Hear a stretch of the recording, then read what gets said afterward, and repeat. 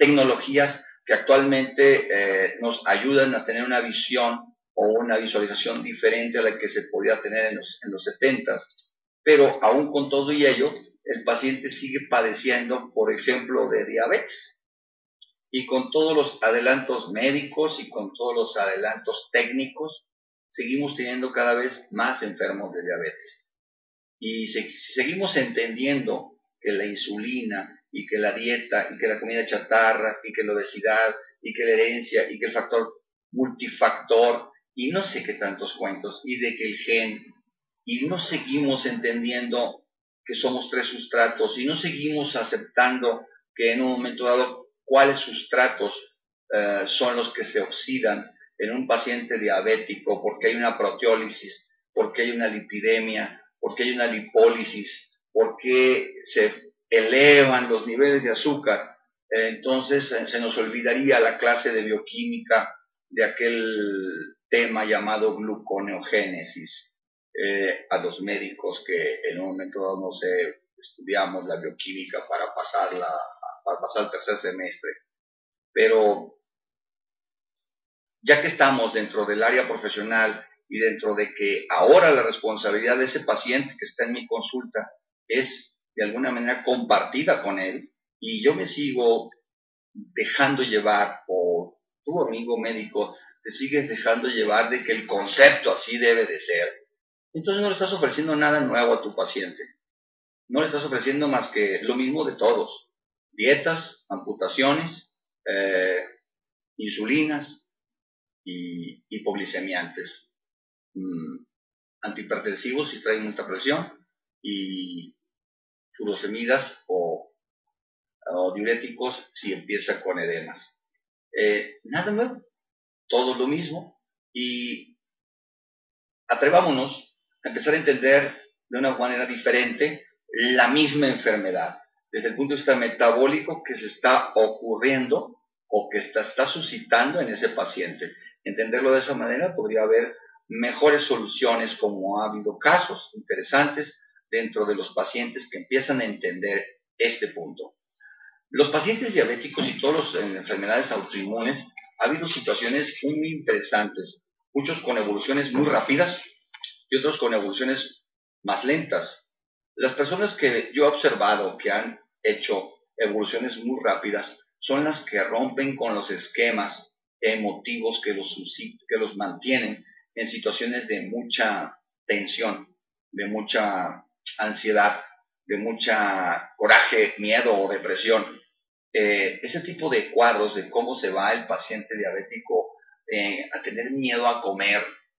tener miedo a que se le sube la presión, tener miedo a 1000 cosas, se suscita y se rodea de tantos miedos y de tantos corajes y de tanta impotencia y de tanta insolvencia en un momento dado para poder hacer una vida realmente interesante de sí mismo. Entonces empieza a haber un desánimo y una frustración por vivir y por vivir intensamente. Ese paciente empieza,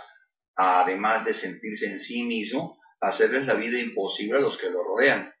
Y ahí que es muy importante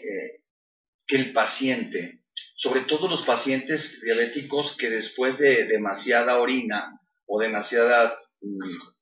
transpiración o demasiada pérdida de líquidos que empieza a hacer, obviamente caen frecuentemente en procesos de hipopotacemias. Y estas personas con hipopotacemias crónicas, moderadas, leves o intensas, empiezan a tener confusión mental. La confusión empieza a haber miedos, delirios, o que pueden ser muy sutiles, frustraciones y confusiones mentales en las que no les aplica la idea muy clara. Con esos pacientes son los que un tanto más se batalla o se invita de forma diferente a trabajar. Los más sobrios, los menos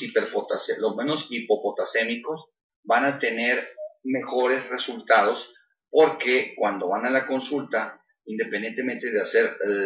parecidamente el mismo tratamiento que todos los diabéticos,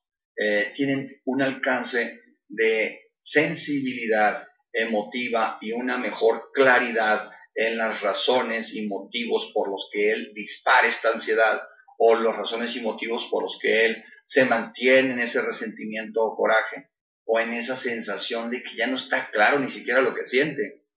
Cuando esos pacientes están tanto más sobrios, tienen evoluciones mucho más rápidas porque llegan a una claridad mucho más rápida y efectiva en el tratamiento. No aquellos que mantienen, sobre todo los que por mucho tiempo estuvieron tomando furosemidas o diuréticos, son hipertensos o diabéticos hipertensos, que les estuvieron dando por mucho tiempo diuréticos porque en igual de eliminar los líquidos se edematizaban sus piernas o empezaban a ver esos edemas, y el uso constante y permanente que el médico, por bajar una presión o mantener una presión, lo mantiene con antihipertensivos y con diuréticos, aunque digan que hay algunos que son ahorradores de potasio, la pérdida de estos edemas a través de estos diuréticos empieza a ver y a causar cuadros en los pacientes de caídas de potasio. Esto que le llamo hipopotasemia es una caída o un nivel bajo de potasio. Los niveles bajos de potasio pueden ser leves, moderados o intensos. Los leves, que se mantienen así como ofuscados, como somnolientos los pacientes, con una ligera hipoxia y con dificultades para tener ciertos movimientos, empieza a crear una sensación de apagamiento mental o de sobriedad o de lucidez, lo cual se le dificulta determinar si es correcto o incorrecto lo que la conducta y la actitud que está llevando a cabo. Los moderados, que también se mantienen en esas situaciones, empiezan, además de estas vagancias mentales o sensaciones emotivas, cursan también con contracturas musculares que les limitan ciertos movimientos, les fatigan un cierto cansancio y hacen ciertas contracciones, no nomás en cuanto a corazón o en cuanto a arterias o en cuanto a músculos estriados, sino sobre todo los lisos, haciendo intestinos un tanto espásticos y difíciles de mover. Se sienten intestinos contraídos, contracturados, que tienen limitaciones de relajamiento y movimiento. Ya no se diga entonces cuando empieza a haber estas hipopotasemias en pacientes con situaciones más severas que lo leve y moderado que acabo de comentar, donde se hacen espasmos musculares más intensos con presiones que difícilmente bajan incluso a partir del uso de antihipertensivos de uno o dos diferentes, como los betabloqueadores, los ECAs y todas las demás, junto a utilizar los diuréticos. Obviamente este tipo de hipertensos, que es muy difícil bajarlos, son muy sensibles, están muy irritables, están sumamente desubicados en tiempo y espacio a veces, y bueno, se les hace tan normal estar así. Los pacientes y los mismos familiares, veces por no contrariar, porque el paciente se molesta, no contrariar, no hacen otra situación más que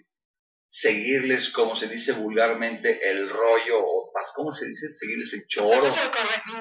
darles la corriente, para darles el avión, para que no se sientan mal, o para no hacer un conato, o para que no se enoje y encone el paciente, provocando entonces que el paciente empiece a sentir, creer, pensar dentro de toda esa confusión que él